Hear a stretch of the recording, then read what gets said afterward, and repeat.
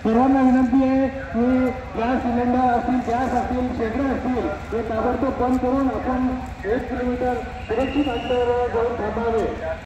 छत्रपती संभाजीनगर शहरातील सिडको परिसरातील हॉटेल रामगिरी समोर सकाळी 5:30 वाजेच्या सुमारास एक गॅस घेऊन जाणाऱ्या कंटेनरला अपघात झाला आणि या अपघातानंतर यामध्ये वायुगळती मोठ्या प्रमाणात झाली। आपण या ठिकाणी बघू शकता की सध्या गेल्या 3 ते 4 तासापासून अग्निशामक दलाच्या जवानांनी पाण्याचे फवारे मारत या ठिकाणी हे परिस्थिती नियंत्रणात आणण्याचे प्रयत्न या ठिकाणी सध्या सुरू आहेत। महापालिका आयुक्त देखील या ठिकाणी आत्ताच काही वेळापूर्वी पोहोचलेले आहेत। DCP नितीन बगाट यांनी सुद्धा या ठिकाणी या आढावा या ठिकाणी घेतलेला आहे आणि यानंतर पोलिसांनी सुद्धा नागरिकांना सतर्क राहण्याच्या सूचना दिल्या असून परिसरामध्ये 1 ते 4 किलोमीटरपर्यंत वाहतूक ही पूर्ण बंद करण्यात आलेली आहे।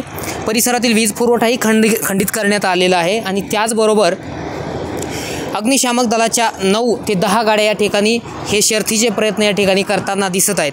पुढील परिस्थिती नियंत्रणात येण्यासाठी अजून जवळपास 4 ते 5 तास लागणार असल्याची माहिती अग्निशामक दलाच्या जवानांनी आणि पोलीस कर्मचाऱ्यांनी दिली आहे। मी राम ढाकणे, साम TV न्यूज, छत्रपती संभाजीनगर। देश विदेशातील प्रत्येक घडामोडींचे लाईव्ह अपडेट मिळवण्यासाठी आता साम टीव्हीच्या सर्व सोशल मीडिया प्लॅटफॉर्मला लाईक, फॉलो आणि सबस्क्राईब करा। तसंच सर्व नोटिफिकेशनसाठी बेल आयकॉन प्रेस करायला विसरू नका।